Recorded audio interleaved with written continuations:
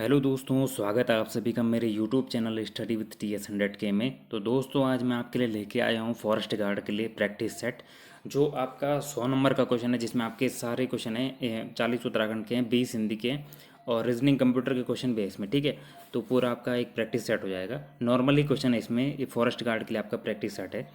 ठीक है, तो आइए इसके क्वेश्चनों को करते हैं। पहला क्वेश्चन है कि निम्नलिखित में से अनेकार्थी शब्द नहीं है। ठीक है, तो अनेकार्थी शब्द नहीं है इसमें, तो इसका आंसर आपका रात्रि हो जाएगा। रात्रि आपका अनेकार्थी शब्द नहीं है। ठीक है, अगला इसमें प्रश्न है कि पीपर पात सरिस मन डोला में कौन सा अलंकार है। तो पीपर पात सरिस मन डोला में आपका उपमा अलंकार हो जाएगा। ठीक है, अगला क्वेश्चन है भारत संघ की राजभाषा हिंदी और लिपि देवनागरी होगी। ठीक है, भारत संघ की राजभाषा हिंदी और लिपि देवनागरी होगी। यह भारतीय संविधान के किस अनुच्छेद में कहा गया है। तो अनुच्छेद 343 में ये कहा गया है। ठीक है, आपको 343 से 351 तक जो अनुच्छेद है वो याद होने चाहिए। इनमें से कोई भी क्वेश्चन कभी आ जाता है पेपर में। तो 343 में कहा गया है भारत की राजभाषा हिंदी और लिपि देवनागरी होगी। अगला है जिस वाक्य में वाच्य बिंदु करता है उसे क्या कहते हैं। तो जिस वाक्य में वाच्य बिंदु करता है उसे कहते हैं कर्तृवाच्य। अगला है गली गली किस प्रकार का शब्द है। तो गली गली आपका हो जाएगा, गली गली आपका पुनरुक्त शब्द हो जाएगा। ठीक है, अगला है निम्नलिखित विकल्पों में से बेमेल का चयन कीजिए। तो 4 विकल्पों में आपका बेमेल हो जाएगा इसमें अनल, क्योंकि अनल जो है ये आपका आग का पर्यायवाची होता है। बाकी जो 3 आपके अनिल हो गया, समीर हो गया और मारुत हो गया, ये 3 आपके हवा के पर्यायवाची होते हैं। अगला है शांत रस का स्थायी भाव क्या है। तो रस आपके उसमें है नहीं, तो इसको आप स्किप कर सकते हैं। ठीक है, आपके सिलेबस में है नहीं।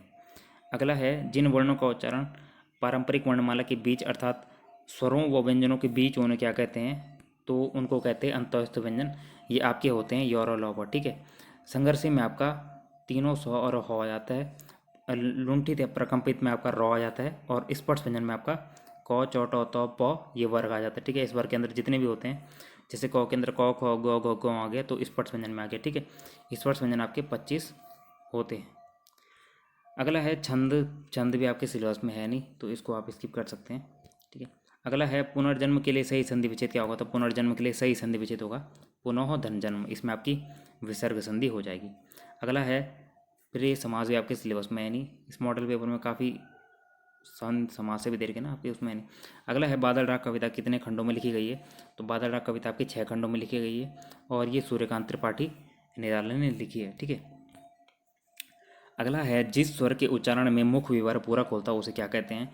तो जिस स्वर के उच्चारण में मुख विवर आपका पूरा खोलता है उसे विवृत स्वर कहते हैं। ठीक है, और इसमें आपका आ जाता है, आ आपका विवृत स्वर हो जाता है।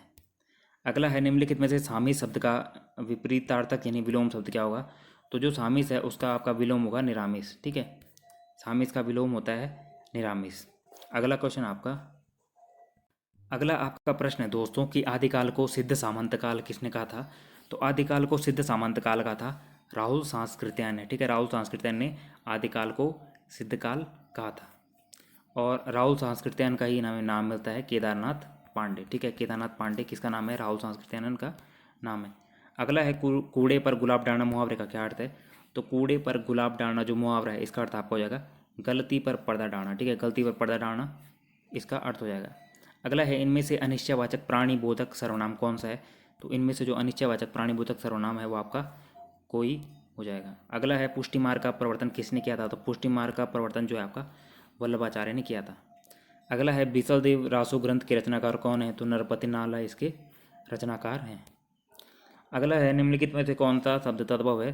तो इस क्वेश्चन में मुझे थोड़ा सा डाउट है। ठीक है, वैसे इसमें इसका आंसर दिया है बी, पूर्णमासी दिया है, लेकिन थोड़ा सा मुझे इसमें डाउट लग रहा है। आप इसको एक बार चेक कर लीजिएगा कि तद्भव शब्द इन चारों में से कौन सा है, क्योंकि प्रतिपदा जो है ये तो आपका तत्सम शब्द है, इसका तद्भव होता है परिवा।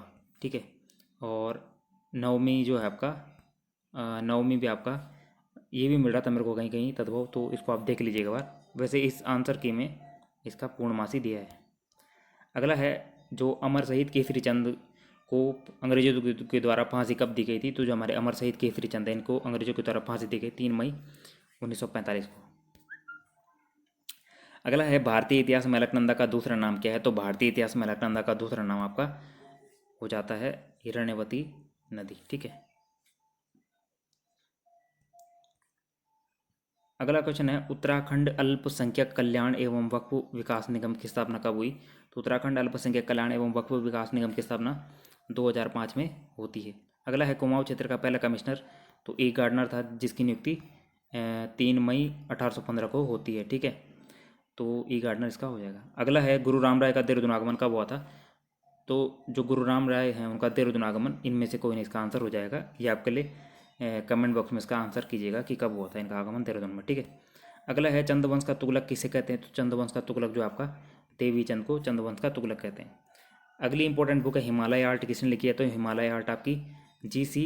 फ्रेंच ने लिखी है। ठीक है, अगला क्वेश्चन आपका, अगला आपका प्रश्न है कौन कत्यूरी राजाओं की कुलदेवी के रूप में पूजी जाती है? तो नंदा देवी जो हमारी कत्यूरी राजाओं की कुलदेवी के रूप में पूजी जाती है। अगला है हिमालयी समाज, संस्कृति तथा पर्यावरण पर आधारित पत्रिका जो पहाड़ पत्रिका है वो कहाँ से प्रकाशित होती है? तो वो आपकी नैनीताल से प्रकाशित होती है पहाड़ पत्रिका। अगला है डी शर्मा को जाना जाता है, तो डी शर्मा आपके क्या हैं? डी शर्मा को हिमालयी बोलियों के विशेषज्ञ के तौर पे जाना जाता है। ठीक है, जो आपके डी शर्मा है उनको हिमालयी बोलियों के विशेषज्ञ के तौर पर जाना जाता है। अगला है प्रसून जोशी ने निम्नलिखित में से किस क्षेत्र में ख्याति अर्जित की है? तो प्रसून जोशी भाई आपके फिल्म तथा मनोरंजन से संबंधित हो जाएंगे, प्रसून जोशी। अगला है कौन सी फिल्म तिग्मांशु धूलिया के द्वारा निर्देशित की गई थी? तो जो आपकी पान सिंह तोमर जो मूवी थी ये तिग्मांशु धूलिया के द्वारा निर्देशित की गई थी। अगला है वर्तमान में निम्न में से कौन उत्तराखंड विधानसभा में आंग्ल भारतीय समुदाय का नामांकित सदस्य है? तो जॉर्ज इवान ग्रेगरी मैन। ठीक है, इसका आंसर हो जाएगा। और अभी शायद अगर कोई दूसरा, अब वैसे तो इसको समाप्त कर दिया 2020 के बाद, तो लेटेस्ट आप बताइएगा कि इसका यही है कि कोई दूसरा था। ठीक है, फिलहाल इसमें जॉर्ज इवान ग्रेगरी मैन ही इसका आंसर दिया गया है। अगला है बालगंगा निम्नलिखित में से किस नदी की सहायक है? तो जो बालगंगा आपकी हो जाएगी ये भिलंगना की आपकी सहायक हो जाती है। ठीक है, बालगंगा जो भिलंगना है ये 110 किलोमीटर लंबी है और भागीरथी आपकी 205 किलोमीटर लंबी हो जाती है। ठीक है, और अलकनंदा जो आपकी है, अलकनंदा की लेंथ है 195 किलोमीटर। ठीक है, नदियों की लंबाई आपको याद होनी चाहिए। अगला है 1939 में टिहरी राज्य प्रजामंडल की स्थापना किस स्थान पर की गई थी? तो 23 जनवरी 1939 को टिहरी राज्य प्रजामंडल की स्थापना जो आपकी देहरादून में की जाती है। अगला है प्रेम सभा की स्थापना किसने की थी? तो प्रेम सभा की स्थापना काशीपुर में की गई थी और ये आपकी गोविंद बल्लभ पंत ने की थी 1914 में। अगला है चंडी प्रसाद भट्ट को रेमन मैग्सेसे से पुरस्कार कब मिला था? तो जो चंडी प्रसाद भट्ट हैं हमारे, इनको रेमन मैग्सेसे से मिला था 1982 में, इनको रेमन मैग्सेसे से मिला था।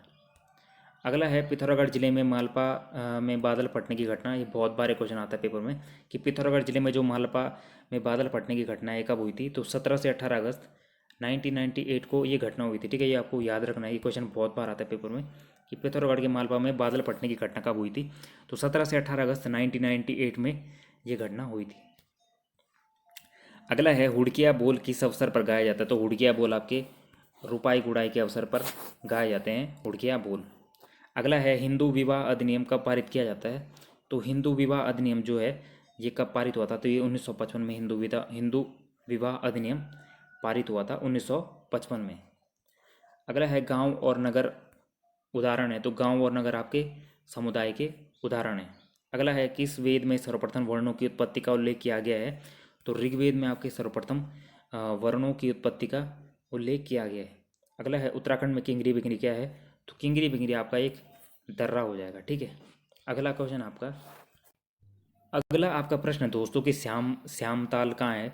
तो श्यामताल या श्यामला ताल आपका चंपावत में हो जाएगा आपका श्यामला ताल। अगला है पलेटी का सूर्य मंदिर कहाँ स्थित है? तो पलेटी का सूर्य मंदिर आपका हो जाएगा हिंडोलाखाल टिहरी में। अगला है कुमाऊं विश्वविद्यालय की स्थापना कब हुई थी? तो 1973 में ही कुमाऊं विश्वविद्यालय और 1973 में ही आपकी गढ़वाल विश्वविद्यालय की स्थापना होती है। और इसी के साथ जो आपका गढ़वाल विश्वविद्यालय है इसको 15 जनवरी, ठीक है, 15 जनवरी 2009 में सेंट्रल यूनिवर्सिटी की दर्जा दिया जाता है। गढ़वाल विश्वविद्यालय को एग्जाम में आ चुका है, याद रखिएगा। ठीक है, कुमाऊं विश्वविद्यालय की स्थापना 1973। अगला है देहरादून मेरठ मंडल से गढ़वाल मंडल में सम्मिलित हुआ। तो देहरादून जो हमारा जिला था वो मेरठ मंडल में था पहले, तो मेरठ मंडल से वो गढ़वाल मंडल में शामिल हुआ 1975 में। अगला है लिपुलेख दर्रा स्थित है? तो लिपुलेख दर्रा आपका पिथौरागढ़ में स्थित है। अगला है 1857 में क्रांतिवीर नामक संगठन किसने बनाया था, ये क्वेश्चन भी आ चुका है पेपर में। तो 1857 के समय क्रांतिवीर संगठन जो आपका कालू मेरा ने बनाया था। कालू मेरा की बात करते हैं, 1831 में इनका जन्म होता है और चंपावत में इनका जन्म होता है, बिसुड़ बिसुड़ गांव में, ठीक है। बिसुड़ गांव है चंपावत में एक, उस गांव में इनका जन्म होता है 1831 में, ठीक है। इन्होंने क्रांतिवीर नामक संगठन बनाया था। अगला क्वेश्चन आपका, उत्तराखंड चाय विकास बोर्ड स्थापित है। तो उत्तराखंड चाय विकास बोर्ड आपका ये 12 फरवरी 2004 को इसकी स्थापना होती है, जो आपका अल्मोड़ा में स्थापित है। अगला है, घोड़ाखाल स्थित गोरू देवता का मंदिर किसने बनवाया था। तो बाज बहादुर चंद ने घोड़ाखाल स्थित गोरू देवता का मंदिर बनाया था, जो उसने 21 मार्च 1966 का इसका निर्माण किया गया था। अगला है, ब्यास गुफा कहाँ है। तो ब्यास गुफा आपका बद्रीनाथ में ही है, ठीक है। अगला है, केदारनाथ मंदिर दर्शाता है। तो केदारनाथ मंदिर आपका भवन निर्माण कला दर्शाता है केदारनाथ मंदिर। अगला है, उत्तराखंड में वन्य जीव संरक्षण प्रशिक्षण केंद्र कहाँ है। तो उत्तराखंड में वन्य जीव संरक्षण प्रशिक्षण केंद्र आपका कालागढ़ में स्थापित है। अगला है, राज्य के किस जनपद की सीमा 7 जनपदों से लगती है। तो 7 जनपदों से सीमा लगती है पौड़ी गढ़वाल की। चमोली और अल्मोड़ा इन दोनों की जो सीमा है वो 6 जिलों से लगती है और 7 जिलों से लगती है आपकी पौड़ी गढ़वाल की सीमा। अगला है, किन्हें ब्रिटिश सरकार द्वारा लेफ्टिनेंट के ओहदे से सम्मानित किया गया था। तो नरेंद्र शाह को जो है ब्रिटिश सरकार के द्वारा लेफ्टिनेंट के ओहदे से सम्मानित किया गया था। अगला है, हरिद्वार में गुरुकुल के संस्थापक कौन थे। तो हरिद्वार में गुरुकुल के संस्थापक थे आपके लाला मुंशीराम। अगला है, कालसी अभिलेख किस वंश से संबंधित है। तो कालसी अभिलेख आपका मौर्य वंश से संबंधित है। अगला क्वेश्चन है, अगला आपका प्रश्न है कि चक्राता में सैनिक छावनी की स्थापना कब हुई थी। तो 1866 में जो है चक्राता में सैनिक छावनी की स्थापना हो जाती है। अगला क्वेश्चन है, उत्तरकाशी का पौराणिक नाम क्या था। तो उत्तरकाशी का जो पौराणिक नाम है वो आपका सौम्यकाशी था, ठीक है। अगला है, सर्वप्रथम खनिज तेल का कुआं कहाँ और कब खोदा गया। तो सर्वप्रथम जो खनिज तेल का कुआं है वो 1859 में अमेरिका में खोदा गया था। अगला क्वेश्चन है, गंगा की निम्न सहायक नदियों में से कौन सी उत्तरमुखी है। तो गंगा की जो सोन नदी है, क्योंकि ये उत्तरमुखी है ऐसे आती है, गंगा पे उत्तर की ओर जाके मिलती है, तो सोन नदी जो है गंगा की उत्तरमुखी नदी हो जाएगी। भारत में मूल्य वर्धित कर यानी वीट जो वैट आपका कब लागू हुआ था। तो 1 अप्रैल 2005 को आपका वैट लागू हुआ था। अगला क्वेश्चन है, चार मीनार का निर्माण किसने करवाया। तो चार मीनार का निर्माण जो है आपका कुली कुतुब शाह ने चार मीनार का निर्माण करवाया था। अगला है, मृक्ष कटिकम के लेखक कौन है। तो मृक्ष कटिकम के लेखक आपके शूद्रक हो जाएंगे। अगला प्रश्न है दोस्तों कि निम्नलिखित में से कौन सा विटामिन डी में पाया जाता है। तो कैल्सीफेरॉल जो आपका है, कैल्सीफेरॉल आपका विटामिन डी में पाया जाता है। अगला है, बिग बैंग का सिद्धांत संबंधित है। तो बिग बैंग की आपकी थ्योरी जो है ये आपकी ब्रह्मांड की उत्पत्ति से संबंधित है, जो आपकी जॉर्ज लेमेंटियर ने दी थी। अगला है, भारत के किस राज्य से कर्क रेखा गुजरती है। तो कर्क रेखा भारत के 8 राज्यों से गुजरती है, 8 राज्यों से, और इन सभी से गुजरती है, ठीक है। मध्य प्रदेश, गुजरात, झारखंड। अगला है, विश्व व्यापार संगठन निम्नलिखित में से किस संगठन का उत्तराधिकारी है। तो विश्व व्यापार संगठन जो आपका WTO है ये आपका गैट का उत्तराधिकारी है, general agreement trade and tariff, ठीक है। जो आपका विश्व स्वास्थ्य संगठन है इसकी स्थापना होती है 1 जनवरी 1995 को, और संयुक्त राष्ट्र संघ विकास कार्यक्रम 1965। विश्व उपभोक्ता दिवस कब मनाया जाता है। तो 15 मार्च को आपका विश्व उपभोक्ता दिवस मनाया जाता है, ठीक है। अगला है, नर्मदा नदी का उद्गम कहाँ से होता है। तो नर्मदा नदी का उद्गम आपका अमरकंटक से होता है, और नर्मदा नदी की जो लंबाई है वो 1312 किलोमीटर आपकी नर्मदा नदी की लंबाई हो जाती है। अगला है, poverty and un British rule in India, ये बुक इंपॉर्टेंट बुक है। तो poverty and un British rule in India किसने लिखी है, ये आपके दादा भाई नौरोजी ने लिखी है। इसके साथ इन्होंने राष्ट्रगप्तूर नामक पत्रिका भी चलाई है, तो इंपॉर्टेंट याद रखेंगे। अगला है, भारतीय राष्ट्रीय कांग्रेस के साथ इंडियन एसोसिएशन का विलय कब हुआ था। तो भारतीय राष्ट्रीय कांग्रेस जिसकी स्थापना 28 दिसंबर 1885 को होती है, इसके साथ इंडियन एसोसिएशन का विलय कब हुआ था। तो 1886 में जो है इन दोनों का विलय हो गया था। अगला है, वायुमंडल की किस परत में मौसमी घटनाएं होती हैं। तो क्षोभ मंडल में हमारी सारी मौसमी घटनाएं होती हैं, ठीक है, और समताप मंडल में हमारी ओजोन लेयर पाई जाती है। अगला क्वेश्चन आपका, अगला प्रश्न है कि महान नृत्यांगना सितारा देवी का संबंध था। तो सितारा देवी का संबंध आपका कथक से था। अगला है, पौधे के किस भाग से कहवा प्राप्त होता है। तो बीज से जो हमारा कहवा प्राप्त होता है। अगला है, भारत में जमींदारी व्यवस्था को लागू किया गया था। तो भारत में कॉर्नवालिस के द्वारा जो है जमींदारी व्यवस्था को लागू किया गया था 1793 में जो है कॉर्नवालिस ने जमींदारी व्यवस्था को लागू किया था। अगला है कैबिनेट मिशन की अध्यक्षता किसने की, तो पैथिक लॉरेंस ने जो है कैबिनेट मिशन की अध्यक्षता की थी और ये 1946 में भारत आया था। अगला है भारत में पहली बार राष्ट्रीय जनसंख्या नीति कब तैयार की गई थी, तो भारत में पहली बार राष्ट्रीय जनसंख्या नीति आपकी अप्रैल 1976 में तैयार की गई थी। अगला है एजेंडा 21 किससे संबंधित है, तो एजेंडा 21 आपका पर्यावरण से संबंधित है। ठीक है, एजेंडा 21 आपका पर्यावरण से संबंधित है। अब रीजनिंग के क्वेश्चन है, ये आपको खुद सॉल्व करने, मैं आपको इनका आंसर बता दूंगा। ये वाला क्वेश्चन आप देख लीजिए, आप इसका आंसर निकाल के कमेंट बॉक्स में कमेंट कर दीजिएगा। मैं इनके आंसर जो कमेंट में शाम को पिन कर दूंगा। ठीक है, तो क्वेश्चन नंबर 81 जो है इसका आंसर आपका इसमें आंसर की में बी दिया है। ठीक है, ये इसका आंसर है, इसका आंसर आप निकाल लीजिएगा। क्वेश्चन नंबर 82 का आंसर दिया है यहाँ पर, इसका आंसर भी दिया है डी। ठीक है, इसका आंसर डी दिया आपका कि 30 मिनट में घड़ी की सुई कितने घड़ी की घंटे वाली सुई कितने अंश घूम जाएगी, तो 15 डिग्री इसका आंसर हो जाएगा। क्वेश्चन नंबर 83 का आंसर यहाँ पे दिया है डी। ठीक है, इसका आंसर भी यहाँ पर डी दिया है, इसको भी आप कर लीजिएगा।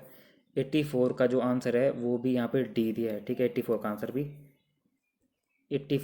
डी दिया है। ठीक है, अगला है, इसको भी आप कर लीजिएगा। 85 इसका आंसर दिया है सी। 85 का आंसर दिया है सी। ठीक है, और 86 दी गई लुप्त श्रेणी आपको याद करनी है, तो 86 का आंसर दिया है सी।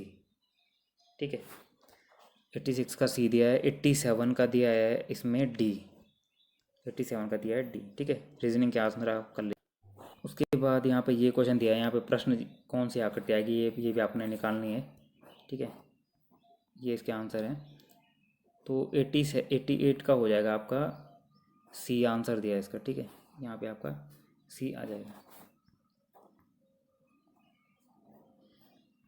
अगला है 89, ये भी आपका रीजनिंग से है, तो 89 का आंसर आपका हो जाएगा डी।